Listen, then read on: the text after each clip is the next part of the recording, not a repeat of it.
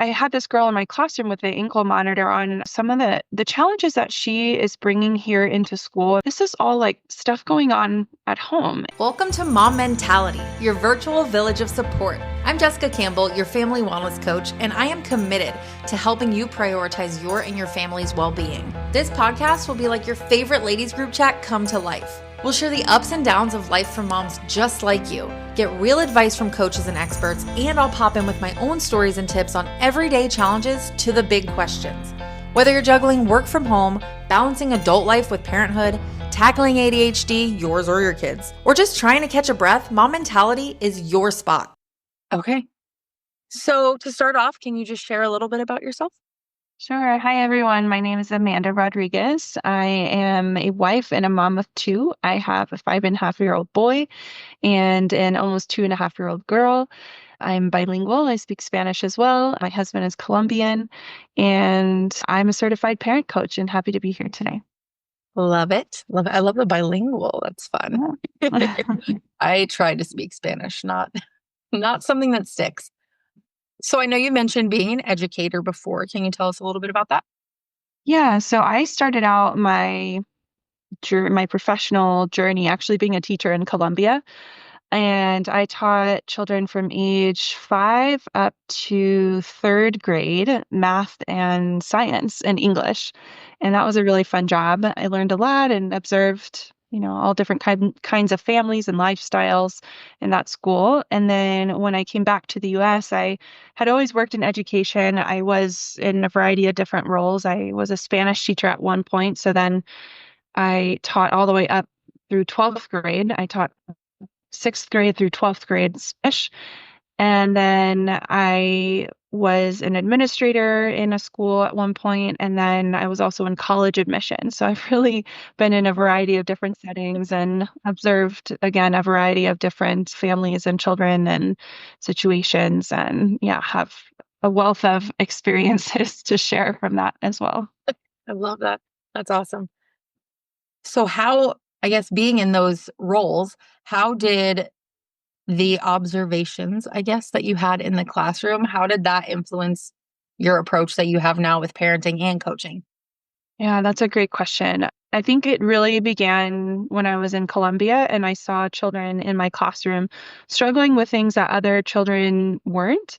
And then when I began to learn more about their families and I also saw their parents interacting with them, I just started getting curious, like, oh, this is at the time I was only 22. So, like I didn't know a lot. I didn't have my own children and it was my first experience out of college. So I just was curious, like, this is really interesting how, how these parents have this lifestyle and maybe aren't ever around and their child turned out like this.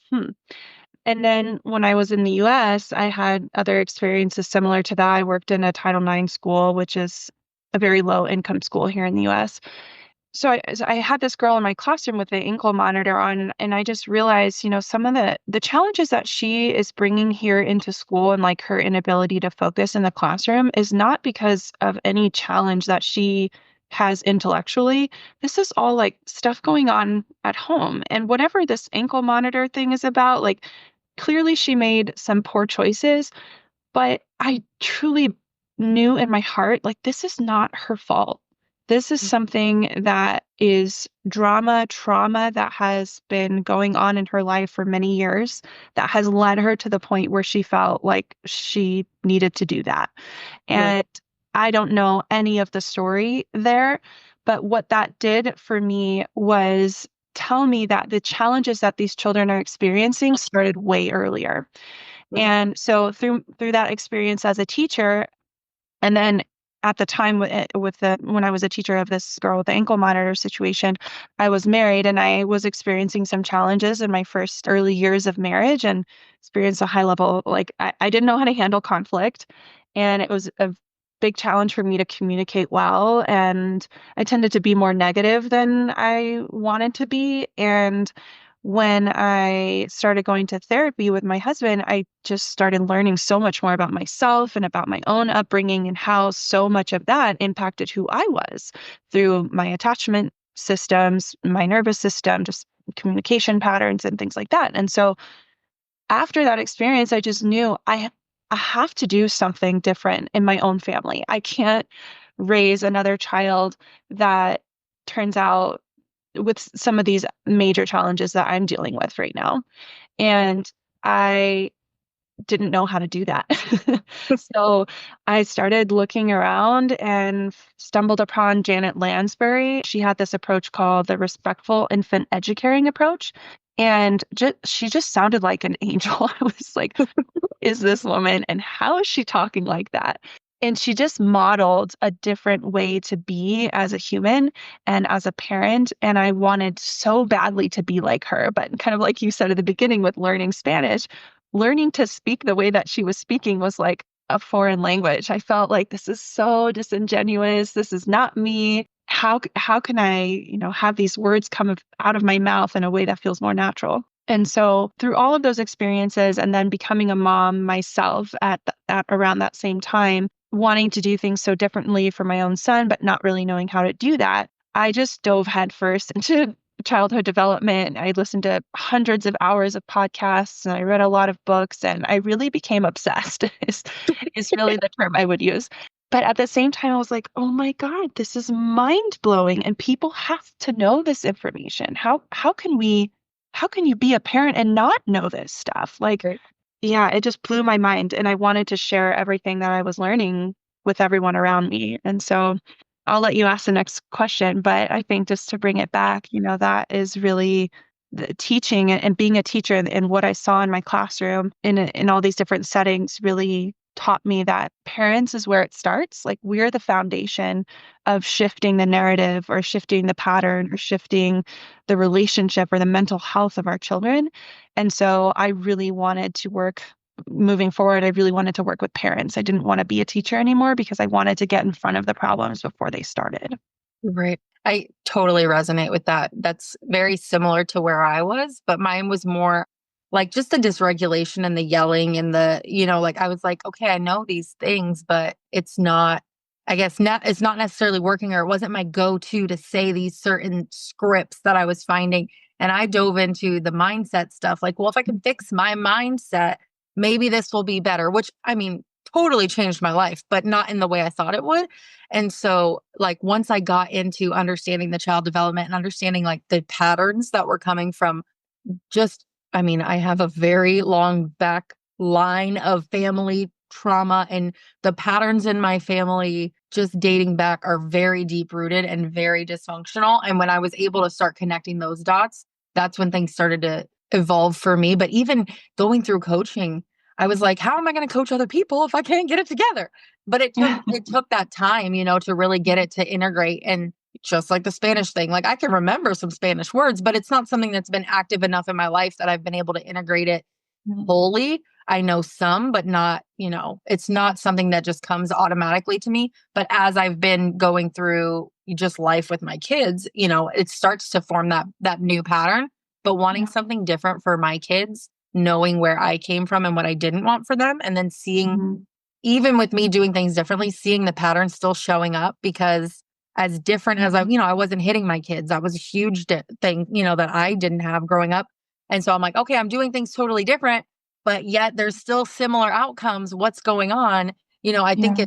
it's something we don't shed enough light on, because I think so many of us as parents want to think that we know what we're doing. And so it's like we shame ourselves into thinking if we ask for help or we look for that and then it doesn't come out perfect, like there's something wrong and we don't want to say it.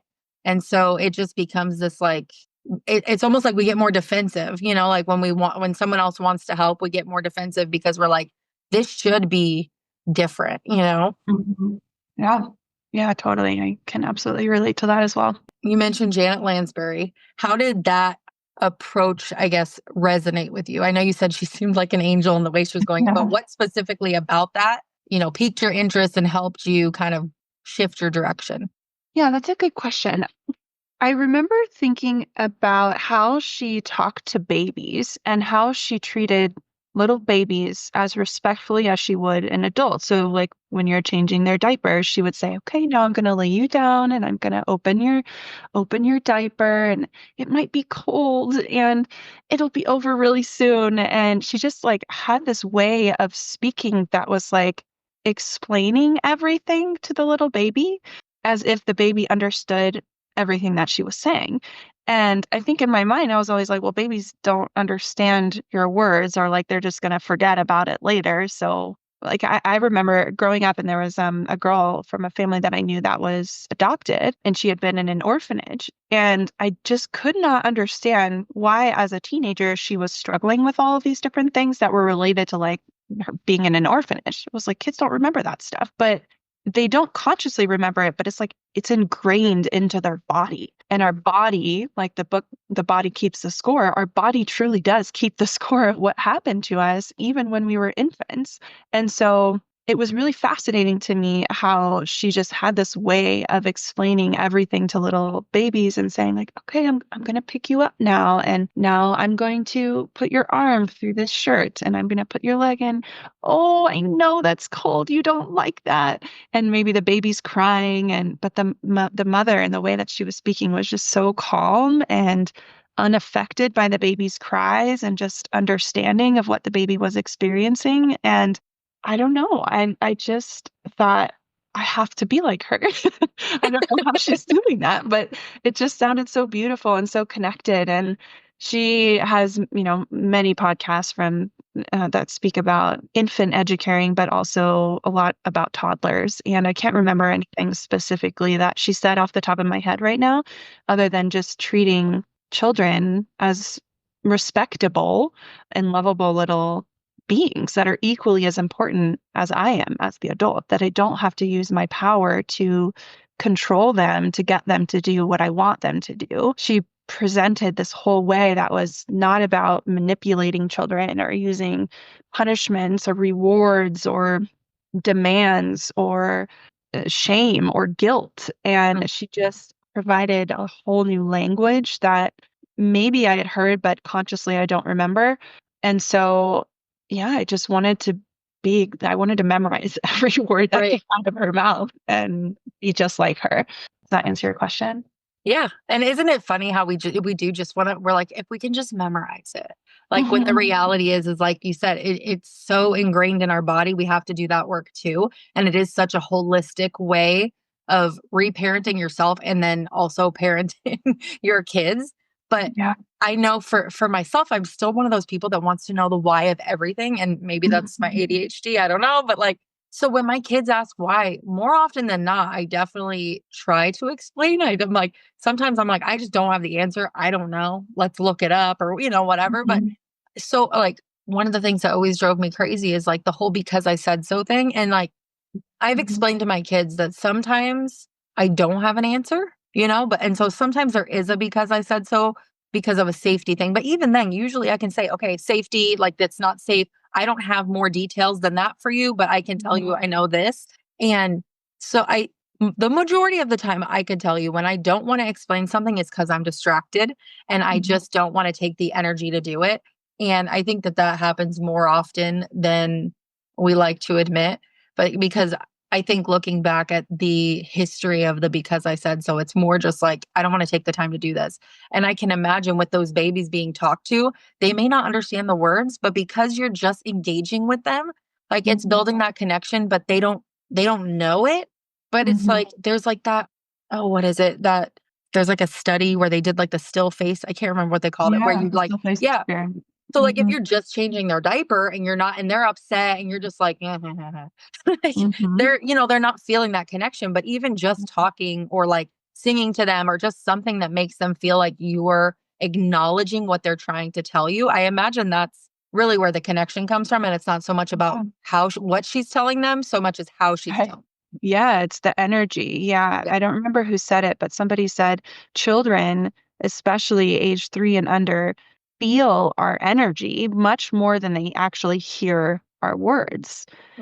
Feel our energy, hear our, like, understand our tone, however you want to phrase it.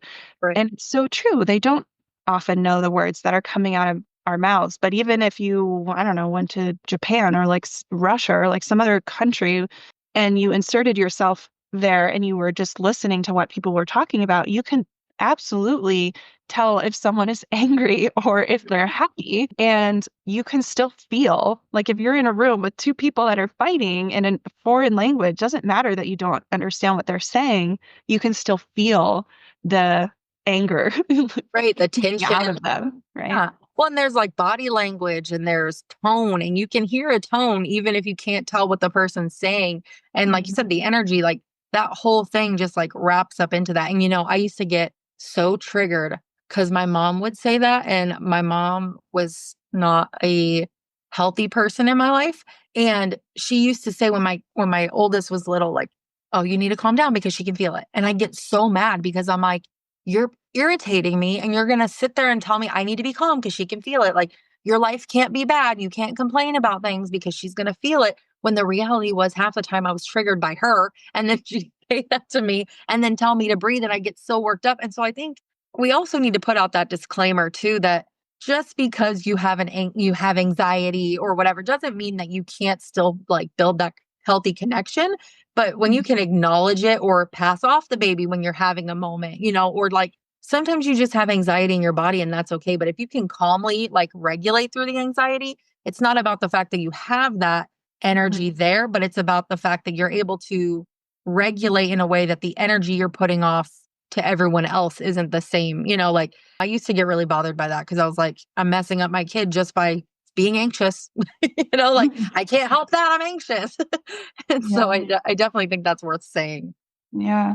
What are some of the real life challenges that you dealt with through like, well, even up until now, your kids are still young. So toddler years, baby years, all of the years. What are some of the challenges that you've dealt with and how do you maintain your values when things are like hard? That's a beautiful question. I have struggled a lot with my older one, my son.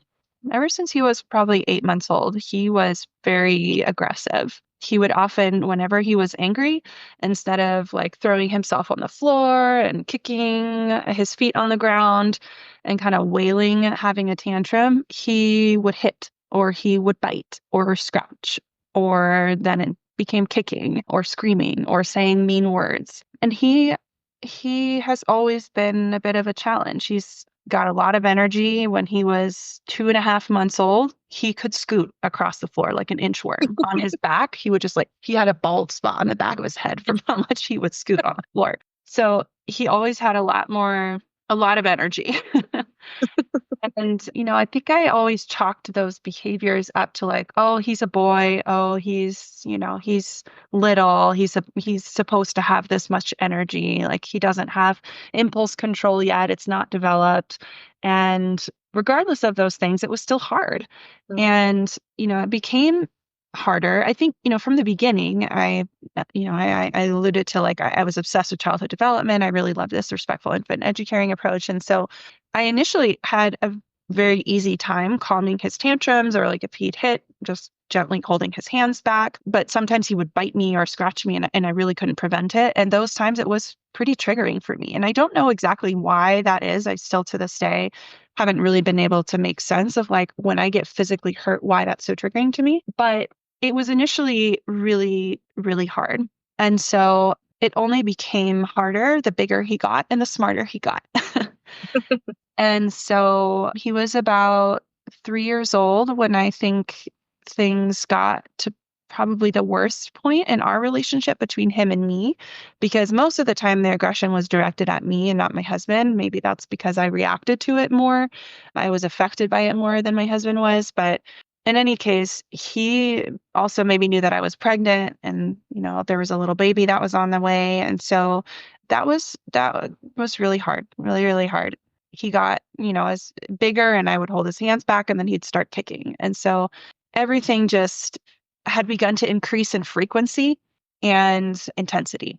And then when my daughter was born, even though he adored her, oh my gosh, when we walked in the door from being in the hospital, not having seen him at all for 2 days, we walked in the door with his baby sister. He didn't even say hello to us. He just wanted to see her. And the pictures I have, I still have them just like stamped into my memory. they're the most beautiful, sweet, like I did not expect him to react like that at all when seeing this little baby girl, but he was incredible with her.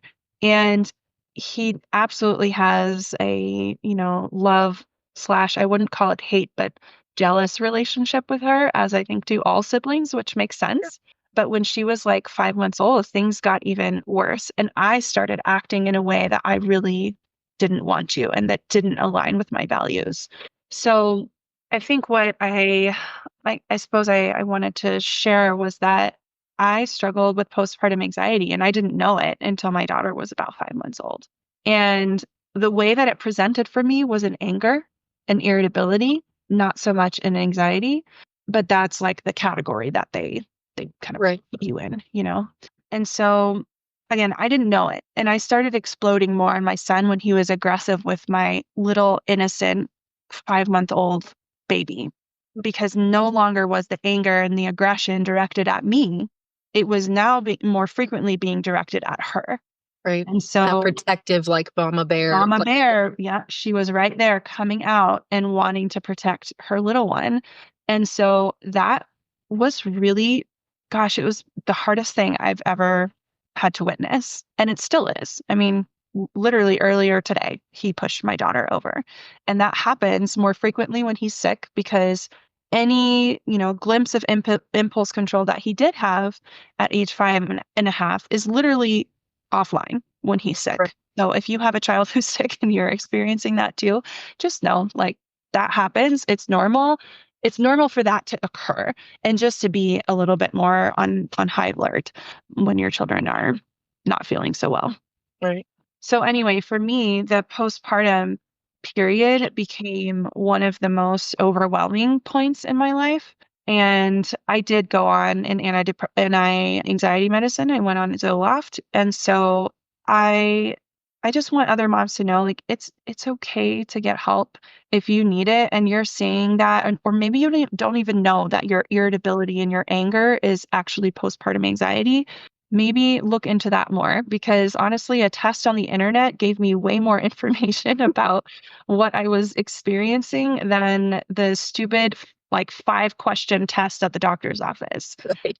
And I was frustrated about that because, that's a whole other topic, but our healthcare system, I felt like didn't give me the information that I needed to be a successful mother with Right. these two kids. And You have to advocate for yourself 100%. Like, when something's wrong and you have to trust your gut too, because yeah, especially, every doctor is different too. So if you know that there's something wrong, like do the research because I too struggled and I'm not super far removed from that either because my daughter's 19 months old and she's the first child I've had that I've been working from home and I was that same way. I was triggered so easily.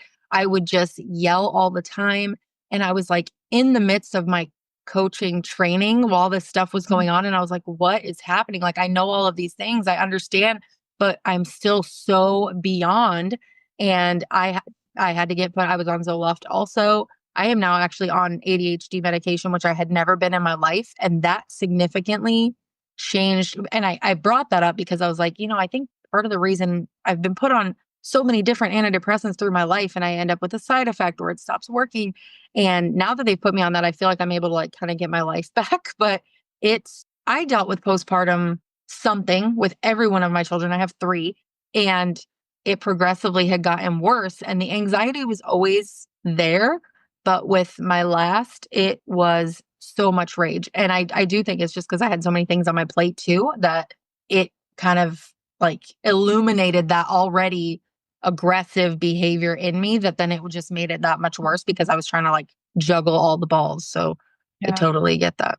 Yeah. Yeah, it sucks. It's really hard. And especially as a parent coach, I felt an intense imposter syndrome.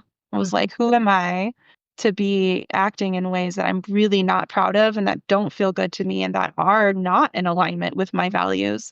And, having these 2 young kids. And so when my mood was finally stabilized after taking Zoloft, it really helped significantly. And I'm so grateful that I got that help because my relationship with my son had really started to decline. And I that's the last thing that I wanted. My goal has always been that my children feel unconditionally loved and that they truly feel that way, not just hear that from me. Right. And that's why I named my coaching practice Unconditional Connections, because that is my number one goal. And, I kept trying to set also these like firm, loving limits with my son, but I would also be asking myself too, like, why is my son aggressive on almost a daily basis? Why is this happening? And why is it that I'm able to work with these parents in my coaching practice and they get such great results after working with me, but I don't? And why can't I figure out my own son? Right? Right. Because it's one thing to talk about me and my reactions, and I've really had to learn how to work with that and calm my own nervous system and find, support for myself. But, in that moment, I think it would have been easy, speaking from coach to coach, it would be easy for me to have gone down this route of like, yes, I feel this imposter syndrome, so I'm just going to give up. Like, who am I? I Right. shouldn't be doing this. Mhm. But then I really began to lean in on these reviews that my clients had left me. And I knew I was making a huge difference. I knew I was supporting families and doing what I loved, even if I was struggling at home. Mhm. So I kept coaching parents, but at the same time, I also kept searching for answers because I was like, something is different here. And I don't know what it is, but, something's going on. Like, otherwise, my approach and all of these tools that I have as a parent coach would be more supportive and effective for my own son. Right. And my husband saw the same struggles that I did, but neither one of us really understood why your son kept going into these aggressive episodes and why they were now like at this point in time when my daughter was about 5 months old, like almost on a daily basis. Mhm. And so I kept on thinking that all of this was normal. He doesn't have impulse control. He's a boy. He's got a lot of energy. But it wasn't until this past summer when I really realized when we were on a family vacation that this is not normal. And at the time, so now my daughter is 2 years old, fast forward.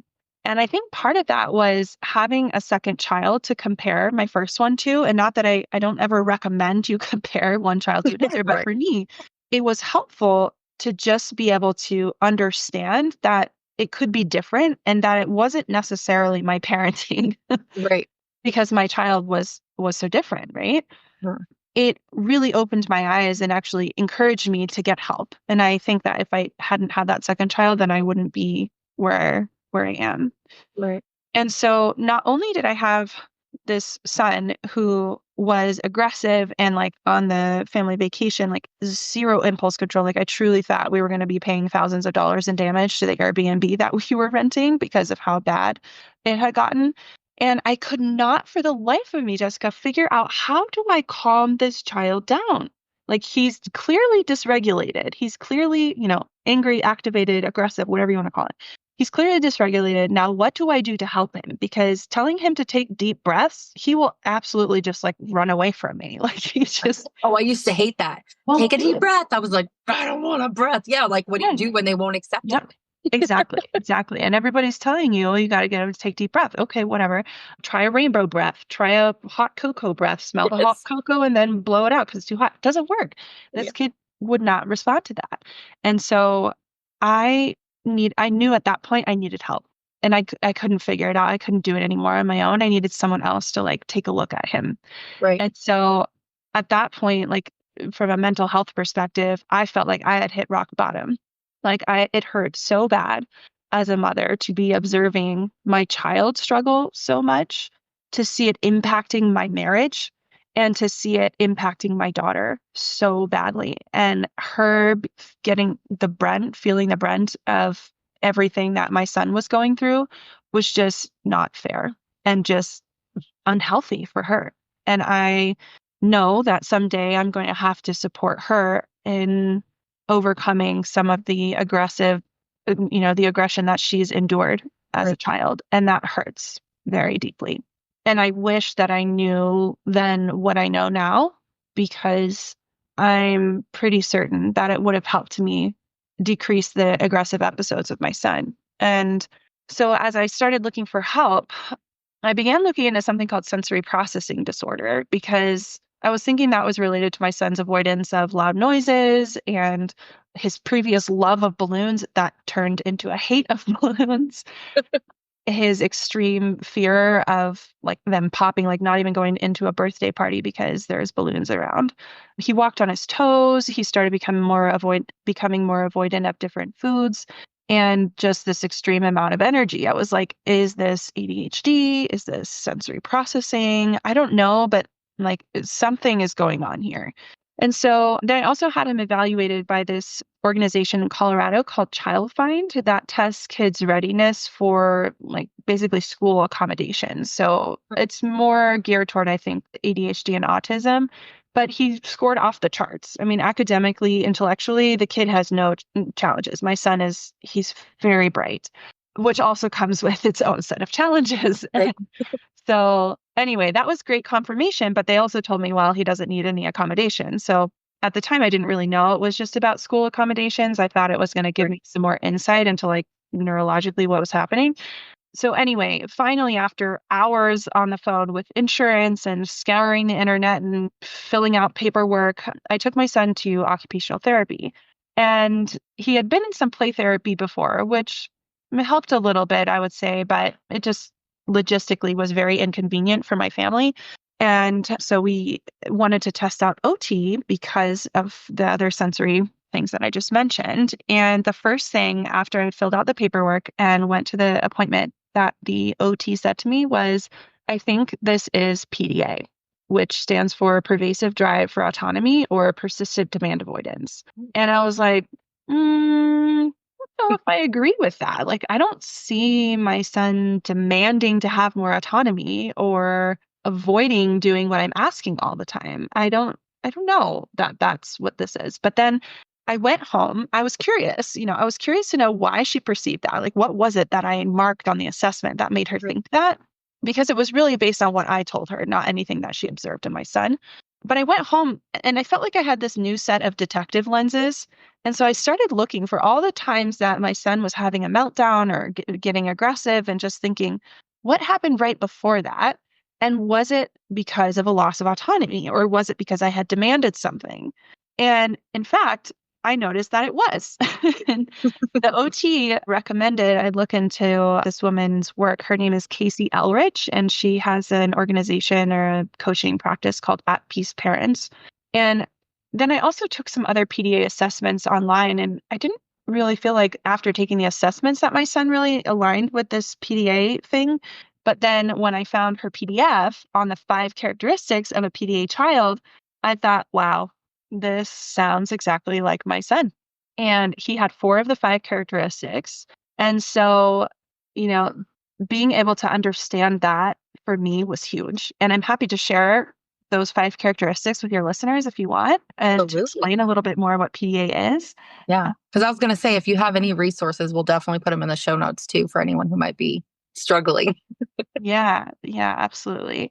So basically what PDA is, again, it could stand for pathological demand avoidance. I just personally don't like to use that word. I think it is disrespectful, but I prefer to use either pervasive drive for autonomy or persistent demand avoidance.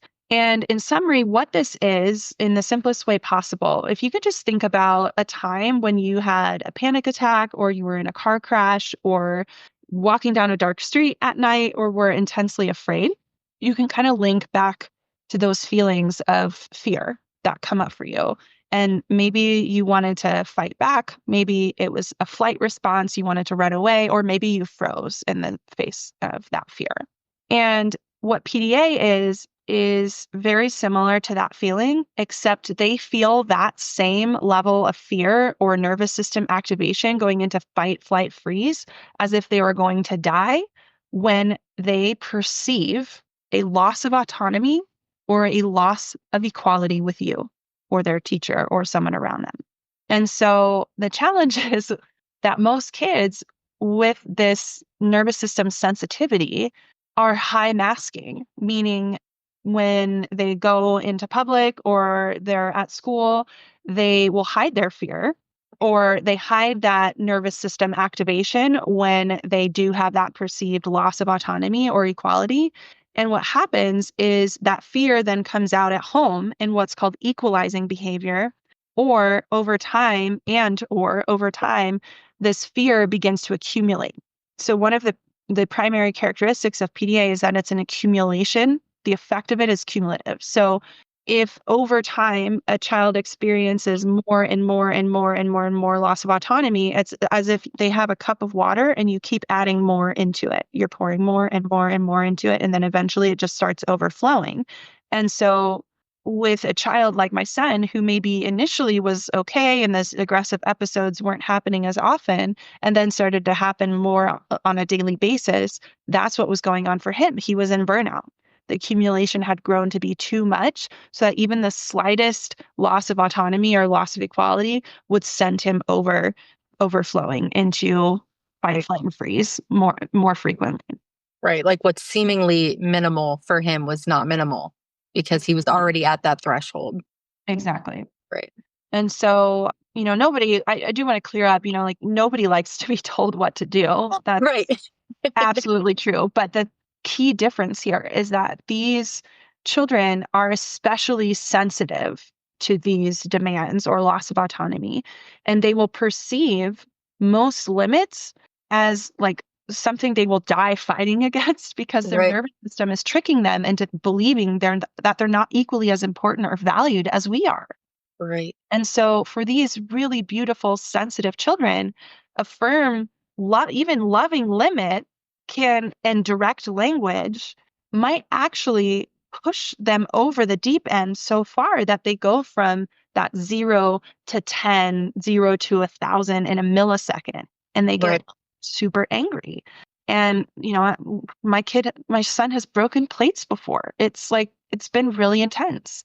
Right. And kids will do just about anything to get their autonomy back. So they'll say harsh Wonder words. how older kids deal with that and didn't know that they deal with that. I actually work in special education. I work virtually because I didn't want to be in an aggressive place and I wanted to be home with my kids. But this is my first time being in education, and we have a lot of behavior kids. And it's not necessary, like some of them need a little bit of like math, comprehension help or things like that. But like we have a lot more children with behavior. And as they get older, it just makes me wonder how many older kids or how many just adults have gone through that and not had this kind of information. Yeah.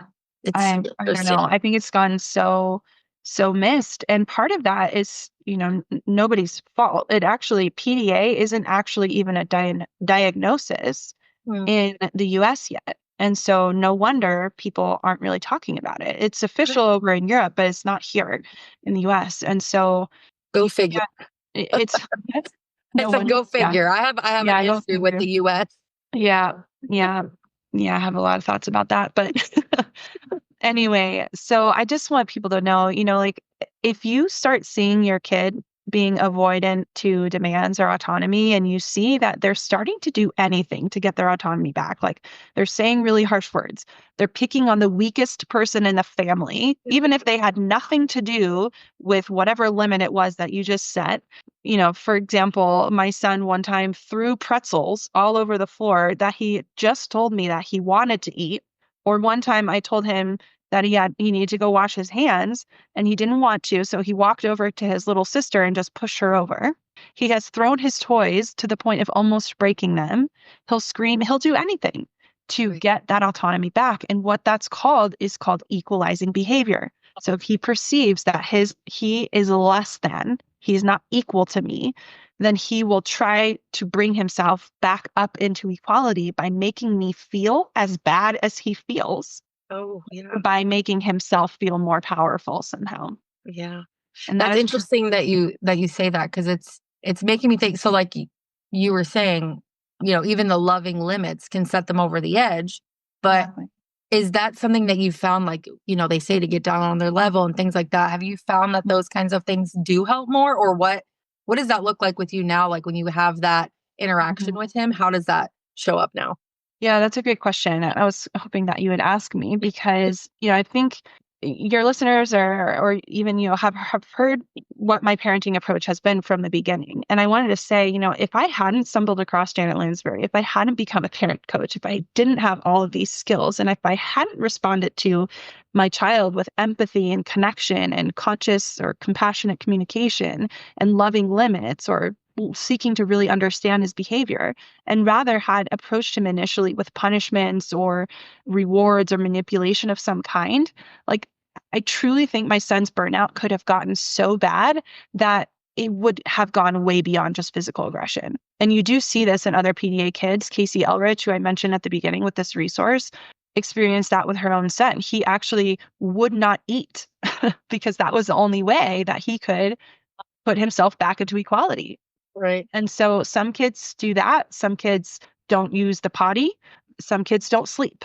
And so I think just being aware of that is really important. They might end up with an ankle monitor, right? Who knows? It could be a situation where they're like, if I can't do it here, I'm going to do it out there. And then Lord knows what could happen. Yeah, that's a scary thought. Yeah. So to be clear, I still believe in setting firm, loving limits. I just think that for these particular types of children, you need a different language to speak to them.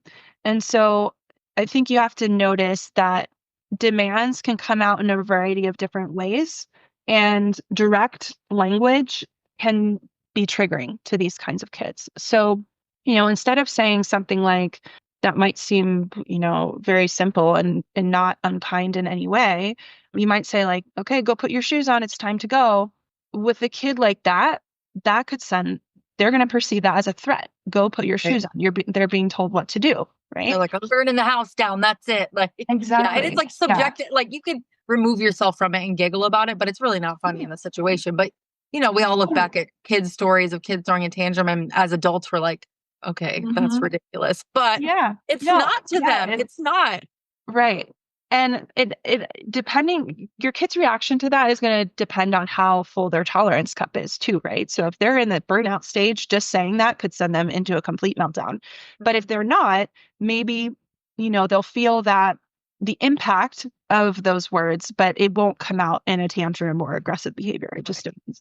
But anyway, so for a child like my son, that might be very triggering. And a very easy way to get around that is to say, we're leaving in 5 minutes, your shoes are by the door.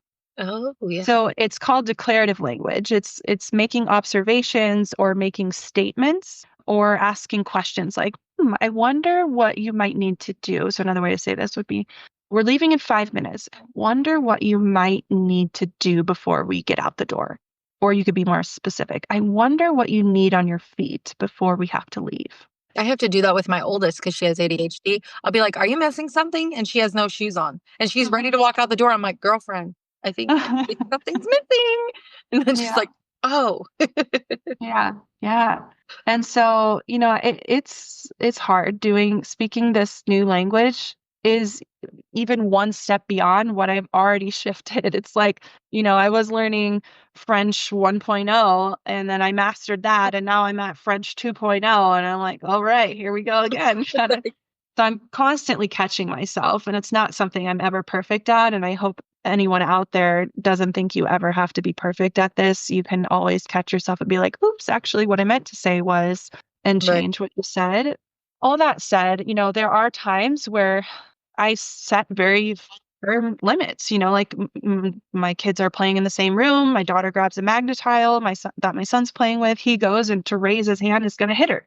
I've still got to block his hand, and I still have to say, no, I won't let you do that.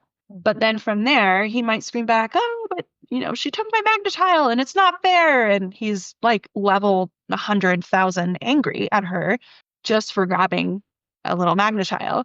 Right. But for him, that threat and that feeling of that loss of autonomy or equality is so huge that it results in a bigger explosion than, most people would experience. Right. And so, you can work with children like this and let them know that you're going to be there to keep both children safe. And part of that means that I can't let you equalize, quote unquote, make your sister feel as bad as you feel right now that she took your magnetile. So I put my body physically in between them and I block the hit. I might say very few words like, no, I'm not going to let you do that. And then once I've let him, say whatever he says. It's, yeah, I know. I'm so sorry she did that. I know that's not fair that she took that from you. But then I ask him something like, instead of telling him what to do, I'll ask him something like, how can you get the peace back from her without using your body to solve your problem? Right. Which And just usually, contributes to helping them build that resilience for as they get older. Mhm. Because I mean, so often, especially in like this space of like the switch of generational types of parenting, there's so often like, well, in the real world, but at the end of the day, they're a child. They're not in the real world yet. And by allowing them to have that space and process it now, we're helping them learn that when their brain is more developed and they can understand, okay, maybe this is how I can handle it, they will get to that point. But right now, Yeah. they're not in the real world, and there's a reason they live with us for so long, and we Right. help guide them. Yeah. It's And such I a think it's, good. Yeah, I think it's as simple as this. It's a skill deficit. He doesn't know how to calm himself down, and his nervous system is way too sensitive for me to expect him to not hit when he does feel that, when he does feel threatened like that. And Right, so it's my job to come in and set the limit and guide him, like you said, to coach him to solve his problems without using his body. And he's old enough that he knows, and I've asked him this question enough that he knows what to do. And I also think it's important to mention that our kids know what's right and what's wrong. They know it's not okay to hit. They know it's not okay to, to grab or kick or scream or whatever in their sibling's face, but they can't stop themselves in that moment. So I have to do that for him. right, And so when I offer him empathy of like, oh, yeah, that really sucks. She took that from you and that's not fair. That's hard and you really wanted that or whatever it is that I'm saying, that helps him to what's called close his lid, have access to his upstairs brain and not be living from the fight, flight, freeze downstairs brain. right. And it allows him to think about how can I solve this problem without using my fist. And One of so, the things that we like to call that is the barking dog and the wise owl from I yes. think it's Dr. Becky. Uh-huh. And yeah, so we'll say you got to bring your owl back. Yeah. My kids Yeah. love that analogy because we try to talk with them about it. I think this is like just such a beautiful example of how we really all have to find our own path and our own way with our own family because all of us is so unique. And I think Mhm. there's such a misconception, especially in the realm of the work that we do also as coaches, that we have it all together because we don't. And we have specific needs and our kids have specific needs. And yeah, I think that this conversation definitely was different than I thought it was going to be. But I'm so glad that we're having this conversation because I feel like it's kind of like given me some light bulbs. We actually just got done with OT for my oldest and we did a sensory checklist I found online and find that my older two are on opposite ends. My Mhm. oldest is like no socks. She won't wear jeans. She won't eat certain foods. And then my middle is like she went to all the OT stuff, and then the lady there like let her do stuff too because she was like just like kind of chomping at the bit, like you're playing with slime. I need to play with it. And so she'd be like, okay. And so it's so interesting. But even hearing you say like the way that you speak, not that my middle is like at that level, but I could see how sometimes when she is in that mood of like where she needs that autonomy a little more, or where she feels like she's on the back burner a little bit. Cause, as a middle child, sometimes that happens anyway. I could see where shifting some of that language could definitely be beneficial in my household. Yeah. Mm. Yeah. Well, I'm sorry to hear that. That is a challenge in your family. And it sounds like you've got a lot of extra things to be thinking about with your kiddos. Yeah. We've done some of those like push pull, like wall things. When I notice she's Mhm. getting too aggressive, like she loves putting that energy out. And so I've talked with her about like sometimes you got to get it out of your body. And so I'll get her to like push on the wall as hard. I'm like, get it as hard as you Yeah. can. Or I'll tell her like I'll get her to push on my hands because sometimes she likes that. Or we'll play like the little hand game where you like hover your hand above each other and you try to like smack the top of their hands. And it just helps her get excited and get that energy out in a more like fun way. But it's definitely she could definitely be more aggressive. So while it's not on the same scale, I definitely resonated with some of the things that you said because I was like, sounds like my child. Yeah. Yeah. I think there's more kiddos out there that are struggling with this than we even realize, right? And No, it's yeah, a spectrum, it's going to present in different ways for different families, but ultimately I think the best part about this is that the language shift is something anybody can do. Mhm. And it has helped me tremendously. I mean, first of all, it was taking off my old lenses and putting on different lenses and just recognizing that this is a struggle for my child and not to worry about what anybody else says or thinks or, yeah, whatever, any judgment from any outsiders. It's about this is my child and this is what he's struggling with. And even though he's 5.5, like maybe he should, quote unquote, have more, ability to behave differently with his little sister and more impulse control, whatever. He doesn't. And that's not where we're at. And when I accept him for who he is and where we're at as a family, and when my husband and I have gotten onto the same page about this, Yeah. the Yes. amount of stress in our family has significantly decreased. And I will have you know that the aggressive episodes have decreased as well.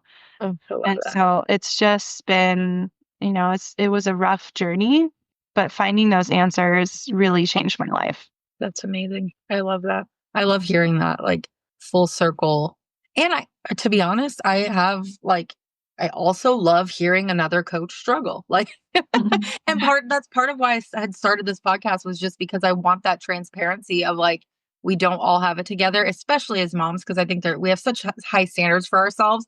And then to be Yeah. able to say, as a coach, I'm also struggling. So it's not just like from a mom perspective, it's that imposter syndrome, like you said, of being a coach and wanting to help other people, but then feeling like if you can't do it, how are you going to help Mhm. them do it?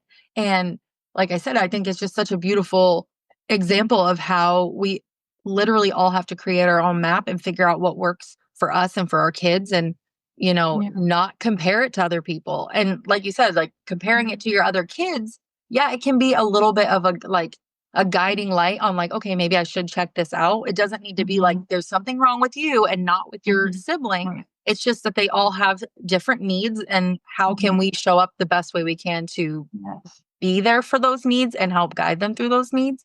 I'm really interested to see how my youngest is because Mhm.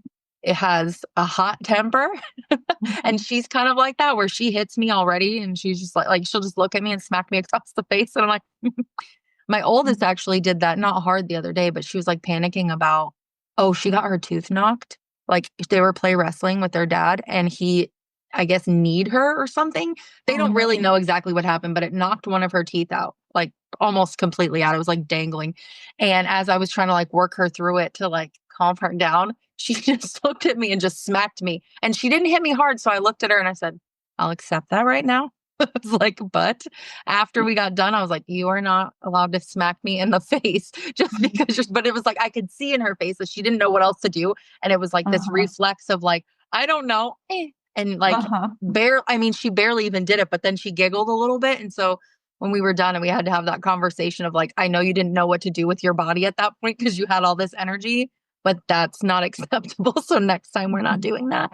But they all have such different personalities and needs. And, I also think speaking to just having a label, sometimes I tend to get judgment. It's not directed at me, but I hear a lot of conversations around like everyone wants a label, or people are just saying every kid has ADHD. My daughter and I got diagnosed a week apart, and I Mhm. had been self-diagnosed for years because I just knew it. And I had a couple of like therapists tell me that I probably had it, but then didn't do anything about it. And so when that finally came up, it was just so relieving to understand how things work.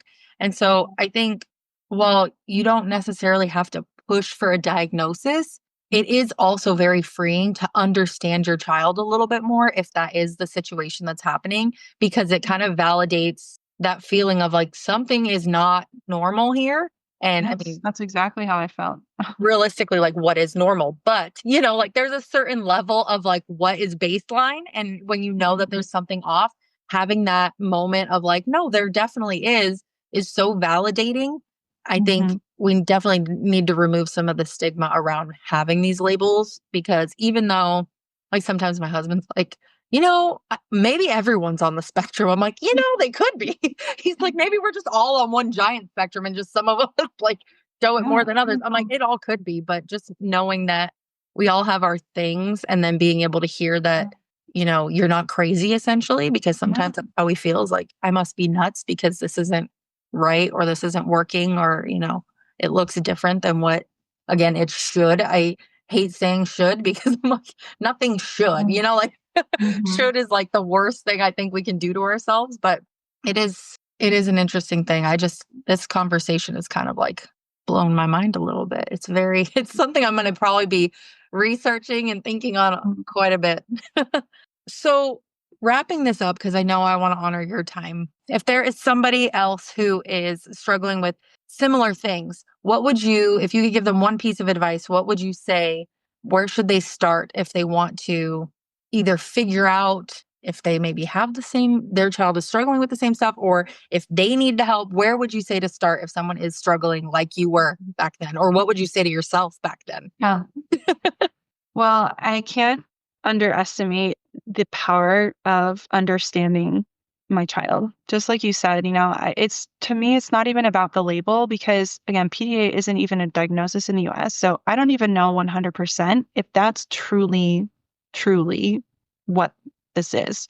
What I do know is that seeing my son's behavior through this lens and approaching him with the type of language and other lifestyle modifications that we've made has been enormously helpful for a relationship. I honestly think that if you have a child who's struggling like this, is neurodivergent in some way, that parents need support just as much as children do. And if you're a parent, I honestly think the best place to go is to see a parent coach. I truly don't have any other best advice for you because one, most people aren't even PDA affirming. Jessica, one of the things you can put in the show notes is link to the Society PDA affirming providers in the United States so that people Okay. can look for ones in their state or in their city Yeah. because that is really important. But even if your provider doesn't understand, like if you can go to them and present them with the information that I can also send you and to put in the show notes about PDA and say, I think this is what this is, is this what you observe as well? Then that will be enormously helpful. And you can, work with someone who's at least open to exploring what PDA is. Right. But I would say, if your child has frequent aggressive episodes, maybe they're fine at school or in public, but at home is having these really explosive or like really frequently shuts down. Maybe they act like their legs don't work. Maybe they refuse to eat or use the potty. Maybe they're constantly needing your attention, like they won't play on their own. They're resisting demands, then you might have a PDA child on your hands, and it's really important to get support. Now, it depends on what kind of PDA child it is, what kind of support they're going to need. We actually ended up pulling my son out of OT, and now he's in play therapy because the way that his PDA presents, and I think more children's PDA than not presents as like this nervous system anxiety piece. And so play therapy is better suited for that. And we have told his play therapist, even though she wasn't necessarily PDA affirming, all the information that we know about PDA so that she can approach my son with those techniques or like that language in mind. But if you've been using rewards or punishments or things, you might need some supports in other areas, or there are Right. other comorbidities, meaning like PDA could be coupled with sensory processing disorder, like a friend of mine's daughter. So it's important to, I would say, seek out a professional opinion from an OT, seek out a professional opinion from a play therapist, and then for you as a parent, get a parent coach.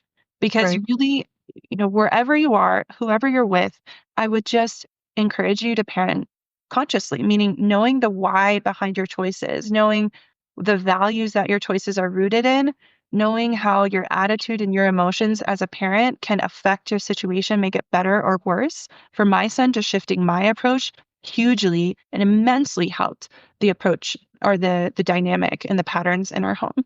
And then, knowing how your child's nervous system and brain function. And, I just encourage you to through whatever it is that you're doing, whatever your approach is, try to keep the most try to keep the most connected relationship with your child that you can, because I think Right. that relationship is ultimately everything, whether that's instilling values, shifting behaviors. It's really the relationship that's the foundation that allows you to influence your child for better or for worse. Right. I love that. And a lot of us don't have a village like we used to. So there's something to be said about finding that help, even if it is finding a parent coach. Sometimes people are like, I'm not going to pay for somebody to help me. Sometimes that's what you need. And there's no shame in saying that. We don't have we don't have the communities like we used to, and having someone else to lean on to help you find the answers. They may not be able to give you answers, but they can help you get going on that journey of finding the answers for yourself. So I love everything that you just said. Well, where can people find you if they want to reach out? Thank you. My website is the best place, which is unconditionalconnections.com. I don't use social media, and that's on purpose. So that's the only spot you can find me. But I do want to encourage your listeners I actually have a freebie that is going to be shifting here soon. So depending on when this podcast release and what's on my website, you'll either have the opportunity to download my free 5-step guide for setting loving limits without shame or manipulation or punishment, or you'll have the opportunity to take my quiz, which is called Discover the Impact of Your Parenting. So in just 20 questions, 20 yes or no questions, you can discover the impact that your parenting is having on your child, and then some personalized next steps that you can take after that. So yeah, my website will have that as a pop-up that you can find. You can also email me at amanda@unconditionalconnections.com.